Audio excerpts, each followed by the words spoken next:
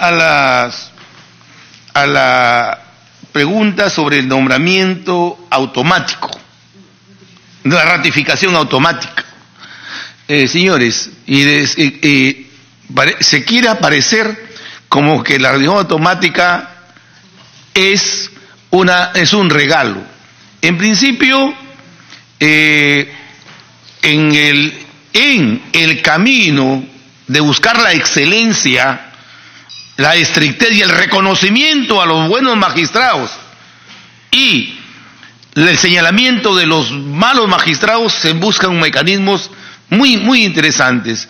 La idea de revisión automática fue una idea, pero finalmente legalmente se consideró ya está la resolución por ratificación de oficio.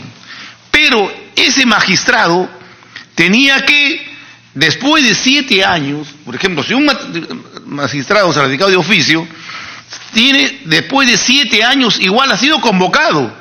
La Constitución establece la convocatoria a todos los magistrados a ser evaluados al cumplir 7 años. Todos han sido convocados, han sido evaluados, cada uno con un ponente. Y el ponente, previo informe técnico de la comisión de ratificación, de la dirección de ratificación, establecía toda la trayectoria. Y ahí el ponente, después del informe de la dirección, solicitaba al Pleno que ese magistrado ya ha sido evaluado de acuerdo a los estándares, cumple estos requisitos, y proponía la ratificación de oficio. Entonces, yo creo que lo más grande que hemos hecho, que la Constitución no establece la obligación de la entrevista, sí la evaluación. Entonces, hemos llevado a entrevista a aquellos que realmente, señores, aquí hay dudas. No podemos ratificarlo en toda su trayectoria porque tiene que usted respondernos, porque aquí hay dudas, como he visto su patrimonio, XXX hay dudas, etcétera. Por eso he hecho. Y en ningún momento a nadie se le da una revisión automática, simplemente abdicando las funciones constitucionales que nos corresponde, que es justamente someter a todos, convocarlos y someterlos a ratificación. ¿Cómo no? Adelante, congresista Johnny Lejano. Señor presidente, es una irregularidad gravísima lo que está diciendo el señor Velázquez, porque la ley no prevé ningún tipo de ratificación de oficio. Todos los jueces tienen que ser ratificados con los pasos que establece la ley. Teniendo méritos o no, usted tiene que interrogarlo. Entonces, esa resolución es absolutamente ilegal, señor Velázquez. Y usted dice que eso no, que es una gran maravilla, sí. Es una infracción a la ley. Es una irregularidad. ¿Cómo así? Habiendo tantas irregularidades, habiéndose pasado de largo el señor Inostroza, ¿no es cierto? Que tenía un montón de problemas y lo ratificaron. No tiene nada que ver eso. No, pero le digo, ¿usted cómo me asegura que el documento del ponente estaba listo para ratificarlo este señor sin ninguna evaluación, sin ningún proceso de preguntas y respuestas como se debe hacer en todo caso? Esa es una irregularidad terrible. A ver, explíquenos en qué parte de la ley a usted le faculta hacer eso. Muy bien, la Constitución establece que todos los magistrados son sometidos a un proceso de evaluación y ratificación. Eso dice claramente. Y que serán ratificados aquellos que finalmente por votación obtenga la mayoría. Entonces, congresista Lescano, ¿qué se ha hecho? No se ve absolutamente nada, sino que se ha convocado a todos los magistrados. La ley habla de su evaluación a los 7 años. Se lo ha evaluado rigurosamente con todos los elementos que dice la ley. Se le ha evaluado. Y después de la evaluación hemos determinado realmente, porque hemos podido incluso que solamente con la calificación, su trayectoria, conducta, idoneidad, etcétera, ratificarlos o no. Pero hemos dicho, señores, ustedes van a ir a una entrevista, porque la norma no habla de entrevista, sino de evaluación. Entonces, pues, y ustedes se excluyen de la evaluación de la entrevista, porque ya han sido debidamente evaluados. Continúo, congresista. En cuanto al congresista Lescano, que dice que quién nos autorizó a hacer la evaluación por grupal, o sea que nosotros hemos evaluado, ¿no? Por grupos. El congresista se refiere a que nosotros hemos evaluado una parte del Consejo, o se refiere a que hemos llamado por grupos. A través de la presidencia, señor consejero, por favor. Sí, simplemente que se han formado grupos en los consejeros para evaluar a los... Sí, reconocemos que cuando hemos llegado, los consejeros posteriores no han vivido esa parte, y sí, cuando hemos llegado, encontrábamos que una convocatoria enorme donde pasaban de 5.000 postulantes, pasaban 1.000 postulantes para entrevistar a 1.000, el Consejo, el Pleno acordó formar 2 grupos de trabajo, y eso lo encontramos nosotros ahí, y 2 grupos de trabajo para evaluar. Esa es la discrecionalidad, es la metodología que usó ese Pleno. Pero nosotros cambiamos, con mucho celo, cambiamos esa norma, el reglamento, y obligamos a que todos sean igualados por todo el Pleno. Ha sido terrible, porque tenemos jornadas de un mes completo, de mañana, tarde y noche, en realidad agotadoras. Pero acá hay gente muy celosa que estableció, no, todos evaluamos, pues si no, ¿cómo vamos a votar? Si es que nosotros no hemos hecho la evaluación. Entonces, sí, señor Lescano, así lo encontramos, que esa metodología, pero nosotros lo hemos corregido en este Pleno y ahí están las pruebas correspondientes. Y en torno al doctor Peirano, en principio hay procesos constitucionales que son claros, ¿no?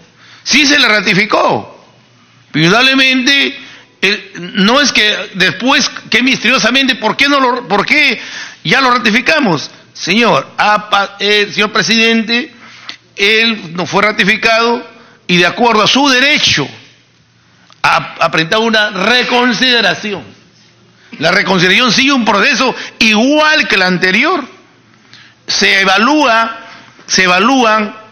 las pruebas, todo aquello que determina, ¿no? Las causales por las cuales está observando su ratificación, y finalmente esa es la discrecionalidad, ese es el derecho, se acepta o no acepta la reconsideración.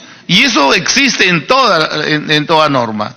Y nosotros, por ejemplo, cuando destituimos al fiscal de la Nación, Ramos Heredia, recuerdo que se le destituye.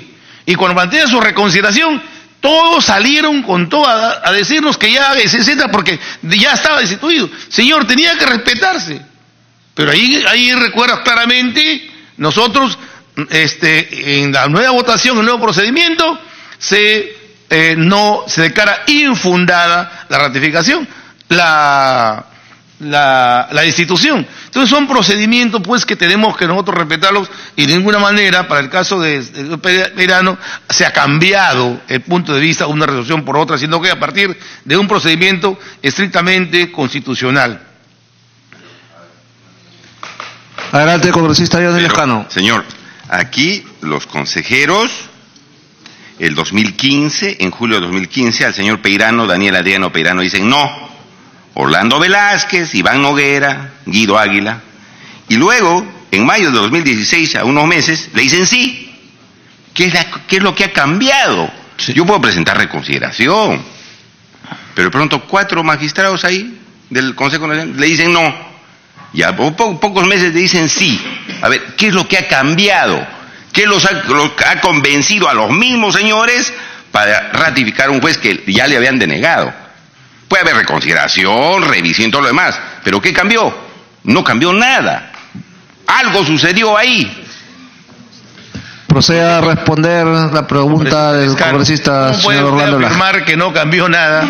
Ahí están los expedientes. Si no hubiera traído el expediente y yo con exactitud no recuerdo, pero definitivamente los procesos de reconsideración existen. Es el derecho. En la mayoría de casos, pues en muchos casos, no recuerdo bien estadística, se ha declarado infundado. En otros casos es declarado fundado. Es una cosa que existe en toda la normativa, digamos, del sistema nuestro. Entonces, con toda seguridad es que seguramente hubo elementos de convicción no distintos, otras pruebas, porque los abogados, ¿qué hacen? Ellos cuestionan, ¿no?, aquello que fue la causa. Y en ese momento, pruebas y todo lo demás, usted conoce eso, seguramente ahí se tuvo la determinación del caso. Y eso es todo, señor. Tiene el uso de la palabra el consejero Baltasar Morales Parragués para que responda a las preguntas de los señores congresistas. Contestando las preguntas, señor presidente. Disculpe, sí. Una interrupción de la congresista María Melgarejo. Presidente, trasladarle que aprovechar la oportunidad, Ancash está pendiente, me escriben y me dicen, no se olvide que hubo fiscales probos buenos que estuvieron atentos, defendiendo y persiguiendo los delitos en Ancash. Hay muy buenos fiscales, y debo de mencionarlo, me dicen, al doctor Checa, quien fue suspendido en su momento. Y también hay buenos jueces, hay buenos vocales, buenos magistrados, pero se hizo una denuncia en su momento, y cómo estos señores han sido ratificados. Se consideró las denuncias del OCMA. ¿Y por qué han sido ratificados cuando había audios y cuando han prescrito muchos de los casos que han sido de notoriedad y han sido casos muy emblemáticos? Entonces, en esa línea también quisiera que me respondan, ¿consideraron las denuncias que se hizo en el OCMA? ¿Y por qué han sido ratificados? ¿Y por qué algunos ahora gozan de ese privilegio y están en buenos puestos en la capital y algunos en algunos departamentos? Gracias. Congresista, ¿puede precisar los nombres de los magistrados, por favor? Ahora pido los nombres de 4 que estaban denunciados y ahora están aquí en la capital. Ok. Tiene el uso de la palabra el consejero Baltasar Morales Parragués. Gracias, presidente. Ya. Se concede la palabra a la congresista Marisa Olave. Gracias, presidente. A través suyo al consejero Velázquez. El consejero Marcelo Cubas respondió que si ponían o no su cargo a disposición, respondió que sí.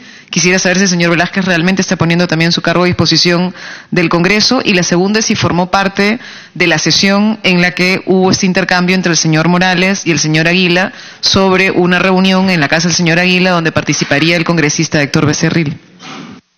Proceda a responder el consejero Orlando Velázquez. La primera pregunta es sí. Perdón. Sí, también le puso mi cargo de disposición. Y en segundo lugar, aquí hay 2 momentos, ¿no? Un primer momento en que el consejero ha expresado que lo invitaron a una casa y ahí estuvo el congresista. Ahí nosotros no lo conocemos. El segundo caso es una discusión, se hizo un alto en la sesión, y pareciera como que porque era una disputa electoral fuerte, los 4, ya bueno, usted ya saben la tendencia en este momento, y para votar nosotros necesitábamos 5 votos, nosotros teníamos 4, pero eso ya se ha producido cuando hayan habido 2 o 3 votaciones, que quedábamos igual 4-3. Sin embargo, ellos miraron un detalle, que en este caso, sí es que, como el consejero ya había cumplido 2 periodos, el presidente anterior, si nosotros quedábamos igual 4-3, asumía, de todas maneras, quien habla, porque soy el consejero decano. Entonces ahí donde se plantea esta reunión para mirar, etcétera, etcétera, y ahí es donde en ese intermedio se produce esta reunión. Bueno, ya, en cuanto al reconocimiento, si hubo o no hubo, ahí el doctor Morales se lo va a manifestar. Proceda a responder las preguntas, señor consejero Baltasar Gracias. Morales. Antes de responder, señores, ustedes están viendo que se nos están haciendo preguntas y la respuesta es, si nos hubieran avisado, hubiéramos traído los documentos. No recuerdo, no podría decir, y es que el oficio viene acompañado de unos recaudos, señor presidente. Nosotros hemos revisado esto, y en el cargo que se nos dice, pero nos van a preguntar, no está el tema del señor nombramiento del señor César Inostroza, del señor Ángel Romero, el tema de... O sea, eso se llama... Por eso es importante la participación de la doctora Úrsula Letona, el derecho de defensa, el respeto del derecho de defensa. ¿Cómo se nos van a preguntar de cosas que no se nos han dicho que nos van a preguntar? Nos están diciendo, se cita en fecha única para que respondan la presunta hechos y denuncias difundidos en los diferentes medios de prensa. Y estos son los diferentes medios de prensa. Entonces, yo verdaderamente, incluso por conocimiento, porque yo no he participado, no integraba el Consejo de la Magistratura cuando se nombró al doctor Inostroza, cuando se nombró al doctor Ángel Romero, pero por conocimiento se está haciendo una pregunta que no es tan correcta.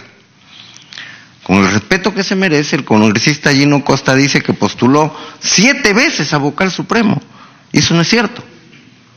Postuló una vez, pero no fue nombrado en 7 votaciones, que es diferente. Y no postuló para Vocal Supremo, fue para Fiscal Supremo junto con el doctor Mateo Castañeda. ¿Y por qué se producen esas 7 votaciones? Porque hubieron sentencias del TC que ordenaban al CNM que prácticamente lo nombren. Y el CNM 7 veces votaron y dijeron que no. O sea, yo por cultura general sé eso, pero yo no estuve en eso. Pero respecto, por ejemplo, al señor Ángel Romero, yo estuve en la OJMA cuando se le investigó a este señor. Y yo fui quien hizo una propuesta para su destitución. Petición que fue recogida por la jefa de la OJMA de ese entonces. Y llegó al Consejo Nacional de la Magistratura. Y el Consejo Nacional lo destituyó. Y ahí interviene el señor Anaya, que es el que cambia su voto y por el cual se cambia por una sanción menor. Eso sí, otros, ¿no? Entonces, pero hubo un consejero que cambió, no recuerdo quién fue, un biólogo me acuerdo. Pero eso lo sé por cultura, porque yo he intervenido ahí. Respecto al doctor, por eso yo digo, señores, que cuando se habla de remoción por causa grave, la causa grave es individual, no puede ser una causa general, porque hubo un terremoto, todos los que intervinieron o participaron deben irse, no, tiene que ser puntual. Los precedentes que tiene el Congreso es el de Efraín Anaya Cárdenas, octubre del 2014. Se le removió del cargo por una causa grave, reunirse en pleno proceso de concurso con un fiscal, postulante a fiscal. El contralor Edgar Alarcón, 3 de julio del 2017, se le removió por 4 cargos, causa grave. A nosotros no nos han dicho ningún cargo, nos están preguntando como si nosotros hubiéramos participado, ¿se dan cuenta? Yo no he participado en la época del señor, nombramiento del señor, los señores sí, otros hemos participado en otros hemos sacado voto singular. Entonces los cargos tienen que ser puntuales, porque si no, ¿cómo nosotros se nos van por causas generales a retirar la confianza? El congresista Lescano, por ejemplo, dice que yo responda por el tema de si hubo o no la reunión del señor Becerril y si hay el audio. Eso no está en el cuaderno, pero puedo contestar, claro que puedo contestar. Efectivamente, ese audio obra en la institución. Y si se lo pide, la Secretaría General, si es que lo tiene ahí, lo dará. ¿Por qué? Porque cada cierto tiempo se borran los audios, ¿no? Porque todas las sesiones de nosotros se graban. Pero esa grabación que ha salido en público es verídica, es mi voz, es la voz del doctor Guido Aguila. Y ambos ahí reconocemos que hubo esa reunión, pese a que en épocas pasadas el doctor Aguila dijo que no se había realizado. Entonces se dice de repente, ¿pero por qué no denuncié? ¿Qué prueba tengo yo para denunciar si es mi dicho contra el dicho de otra persona? Hoy día sí puedo reafirmarme, puedo decir, y ahí está la evidencia. ¿Qué más prueba? ¿Que hubo la primera reunión? Sí hubo, y se dio en el contexto que ya se ha explicado. También para aclarar, el doctor Johnny Lescano, con todo respeto, mi hija que dice que su enamorado después ingresó al poder, mi hija es periodista, no es abogada. Mi otra hija, que sí es abogada, es fiscal, pero ella ingresó hace 5 años atrás. Ahora, en estos últimos concursos, ha postulado, no ha sido nombrada, ha pasado un examen. Pero cuando hay estas situaciones, desde el inicio, uno se aparta de toda participación. Yo no participo ni en el examen, en la estructuración, en nada, porque si no, lo vicio e incurro en responsabilidad. Y en el Consejo Nacional de la Magistratura, históricamente, estos casos se dan, casos emblemáticos.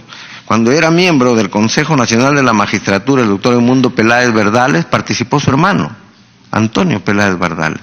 Él se inhibió, siguió su causa, incluso ganó y después llegó a ser fiscal de la Nación.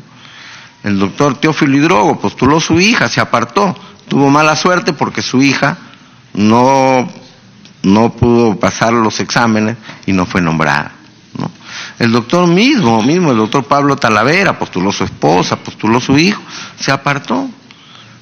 Pero, o sea, no es la suspicacia así para atribuir estas cosas, ¿no?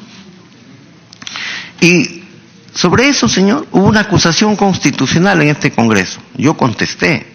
Eso viene desde hace mucho tiempo, más de un año. Yo vine 2 veces a este Congreso. No hubo quórum, nunca más me citaron. Era acusación, no era remoción. Y la acusación opera cuando es falta en violación a la función constitucional, es decir, nombrar, ratificar o destituir. Y el cargo acá era que yo había contratado, yo no contrato, nosotros no contratamos, señor, hay un concurso K, se interviene otra gente, yo no intervengo. Tan es así que se me denunció ante el fiscal de la Nación. El fiscal de la Nación en su momento lo archivó. Y al director, al administrador y a los trabajadores lo denunciaron ante la Fiscalía Provincial. Se archivó, apelaron, se archivó. Yo pedí en el Pleno, oiga señores, me están atacando, saque algo. ¿Qué dijo el doctor Águila? Envíenlo a asesoría jurídica. Asesoría jurídica envió un informe diciendo que no hay ninguna irregularidad administrativa ni penal. Señores, yo no es que si hay cargos, pero dígame para defenderme y yo lo hago. Por eso es que yo considero de que en estas preguntas que se nos han hecho tiene que haber un cargo puntual. Un consejero que ya no está dijo que nosotros habríamos sido cómplices. No, pues. La complicidad es cuando es dolosa, o sea, cuando yo a sabiendas que alguien está cometiendo algo irregular participo. Eso no es complicidad. De repente lo que reconocemos y lo hemos dicho y le hemos pedido perdón al pueblo peruano, porque a nosotros también nos asquea esta situación. Por eso es que decimos, señores, no renunciamos porque no consideramos que hemos cometido dolosamente esta conducta. Ponemos a disposición nuestro cargo al Congreso. Si ustedes como una decisión política creen que no debemos estar en el cargo y debemos ser removidos, señores, no vamos a estar demandando al Estado, como se ha dicho por ahí, no, señores. Nuestra misma formación nos obliga a hacer eso.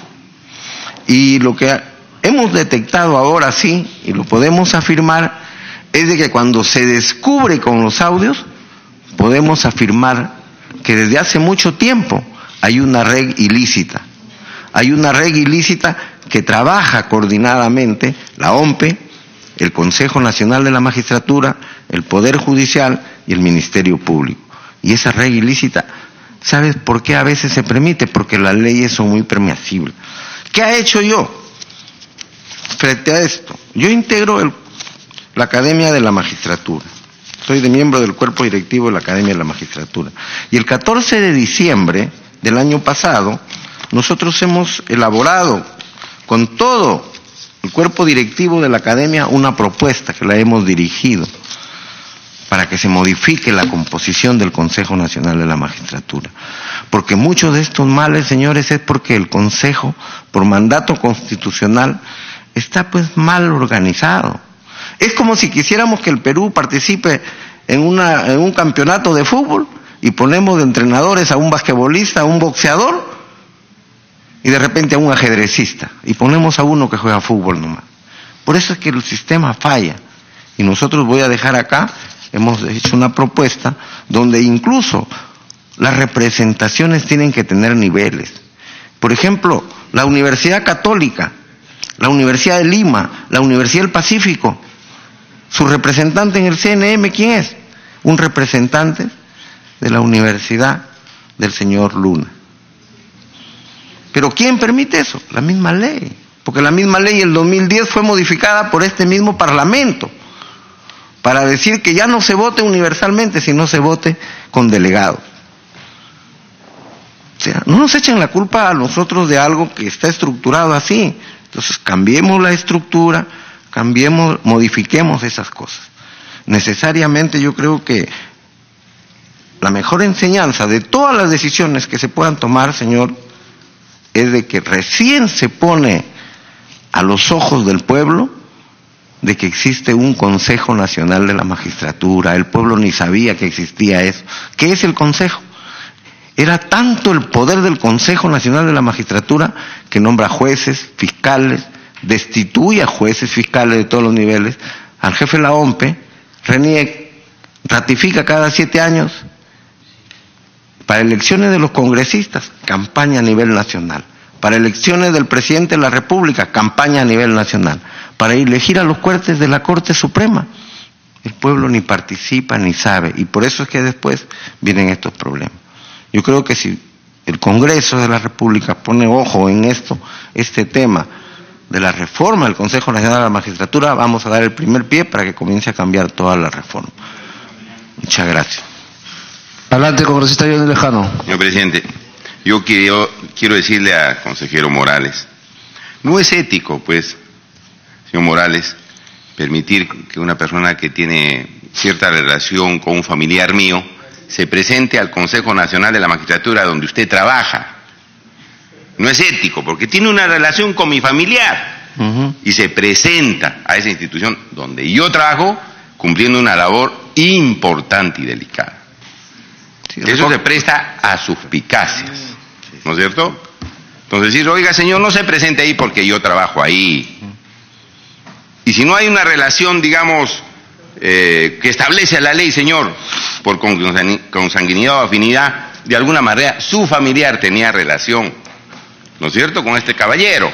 Y entonces no es ético que alguien en esas condiciones ingrese a trabajar donde yo, como consejero del Consejo Nacional de la Magistratura, tengo que demostrar, no solamente hay que serlo, usted sabe, señor Morales, sino también parecer ante la institución.